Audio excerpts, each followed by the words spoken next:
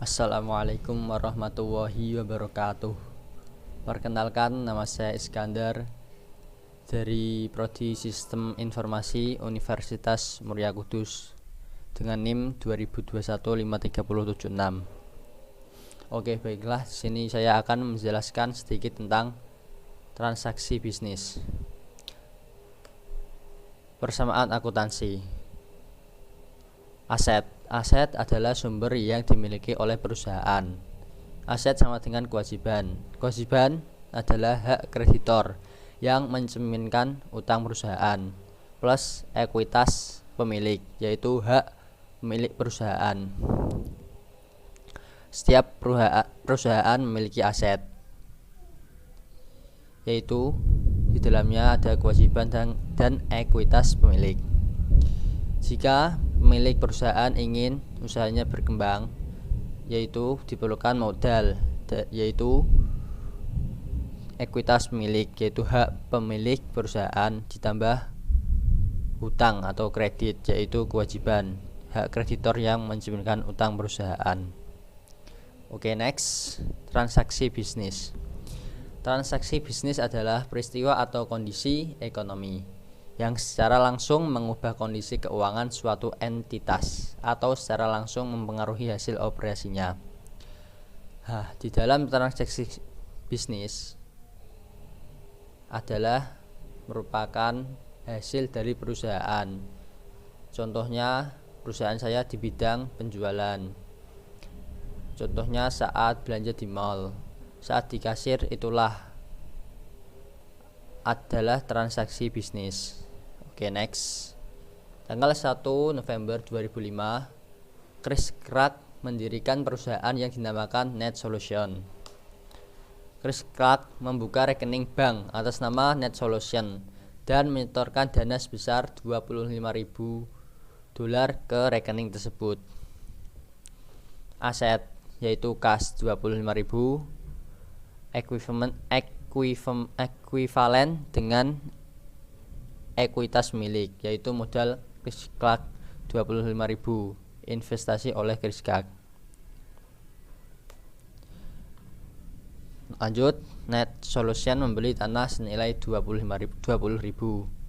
Dari mana membeli tanah tersebut? Dari kas, yaitu $25.000 dikurangi 20.000 menjadi 5.000. Di sini aset berkembang, yaitu menjadi kas 5.000 ditambah tanah 20.000, ekuivalen dengan ekuitas milik, yaitu modal Chris Clark 25.000.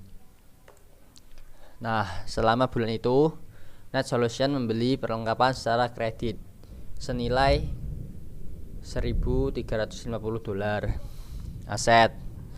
Di sini aset berkembang karena aset terdiri dari harta pemilik ditambah hutang atau kredit.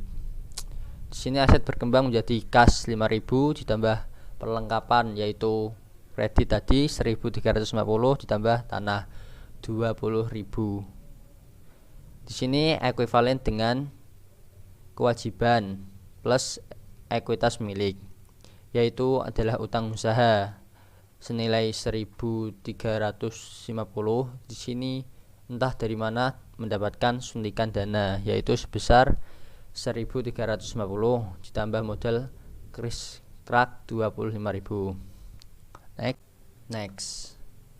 Net Solution memberikan jasa kepada pelanggannya, membukukan pendapatan sebesar $7.500 dan menerimanya secara tunai. Nah, di sini mendapatkan hasil masuk di dalam aset.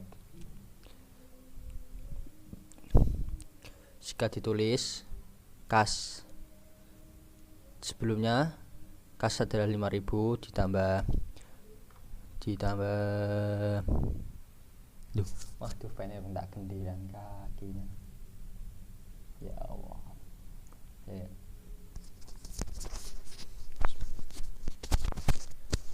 Oke, next. Net Solution memberikan jasa kepada pelanggannya, membukukan pendapatan sebesar $7.500 dan menerimanya secara tunai. Nah, di sini adalah pendapatan masuk ke dalam aset, Yang sebelumnya kas adalah ini 5.000 menjadi kas 5.000 ditambah pendapatan sebesar 7.500.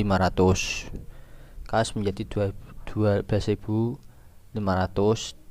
ditambah perlengkapan masih sama, yaitu 1.350 ditambah tanah 20.000. Jika dijumlah dimasukkan ke dalam sini menjadi utang masih sama, yaitu 1.350 ditambah modal kris klak 25.000 ditambah 7.500. Dari mana? Dari sini tadi menjadi 32.500. Oke, next. Net solution membayar beban-beban. Nah, ini adalah pengeluaran. Pengeluarannya berupa gaji sebesar $2.125,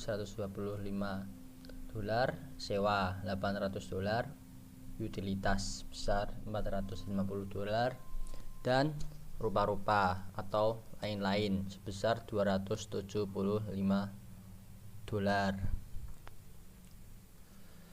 Nah, di dalam aset ditulis kas didapatkan dari slide sebelumnya, yaitu 12.500 dikurangi dari beban-beban atau pengeluaran tersebut, yaitu jika dijumlah gaji ditambah sewa ditambah utilitas dan rupa-rupa, yaitu dikurangi $3.650. Kenapa dikurangi? Karena di sini adalah pengeluaran. Kas menjadi $8.850. Perlengkapan masih sama, yaitu 1.350. Tanah masih sama, 20.000. Sama dengan kewajiban di sini masih sama, yaitu utang 1.350. Nah, ekuitas milik yaitu modal kris krak 32.500, dimana didapatkannya dari slide sebelumnya, yaitu yang ini. Maka di sini ditulis 32.500 dikurangi semua beban, yaitu upah, sewa, utilitas, dan rupa-rupa, sehingga didapatkan $28.850. Next, dampak transaksi terhadap ekuitas pemilik. Ekuitas pemilik atau harta perusahaan akan berkurang jika terjadi transaksi, yaitu oleh penarikan pemilik atau beban, dan akan bertambah oleh investasi pemilik atau pendapatan. Jadi di sini harta perusahaan akan bertambah jika ada investasi atau pendapatan, dan akan berkurang jika ada penarikan atau pengeluaran, yaitu beban. Sisa dari penghasilan, pendapatan atau penghasilan dikurangi pengeluaran, penarikan atau beban, hasilnya adalah laba. Semua jumlah harta yang didapat dikurangi dengan beban atau hutang, hasilnya adalah laba bersih. Next, laporan akuntansi yang disebut laporan keuangan menyediakan rangkuman informasi kepada pemiliknya. Jadi laporan akuntansi adalah laporan keuangan yang menyediakan rangkuman informasi kepada pemiliknya, sehingga memudahkan pemiliknya untuk mengatur laporan keuangan. Next, laporan keuangan. Di dalamnya terdapat laporan laba rugi, yaitu rangkuman dari pendapatan dan beban selama periode waktu tertentu. Di dalam laporan keuangan juga terdapat laporan ekuitas milik. Laporan ekuitas pemilik adalah rangkuman dari perubahan ekuitas pemilik selama periode waktu tertentu. Selanjutnya ada neraca. Neraca adalah daftar dari aset, kewajiban, dan ekuitas pemilik pada tanggal tertentu. Dan di dalam laporan keuangan ada laporan arus kas. Laporan arus kas adalah rangkuman dari penerimaan dan pengeluaran kas selama periode waktu tertentu. Next. Nah, di sini ada contoh laporan net solution. Laporan laba rugi untuk bulan yang berakhir pada 30 November 2020. Di sini terdapat pendapatan jasa sebesar Rp7.500. Beban operasi berupa beban upah sebesar Rp2.125, beban sewa Rp800, beban perlengkapan Rp800, beban utilitas Rp450, dan ditambah beban lain-lain sebesar Rp275. Total beban operasi Rp4.450, sehingga didapatkan laba bersih sebesar Rp3.050.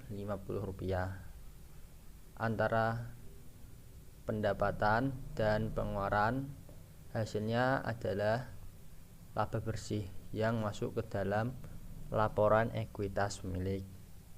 Next. Ketika neraca menampilkan kewajiban dan ekuitas pemilik di bawah aset, maka bentuk laporan yang digunakan. Baiklah, sampai di sini yang bisa saya sampaikan. Kurang lebihnya mohon maaf. Di sini ada pepatah berkata, jika Anda adalah seorang yang sangat mencintai kedua orang tua Anda, maka jadikanlah perjuangan Anda dalam menuntut ilmu sebagai alat membahagiakan orang tua yang Anda sayangi. Sekian yang bisa saya presentasikan, kurang lebihnya mohon maaf. Assalamualaikum warahmatullahi wabarakatuh. Terima kasih.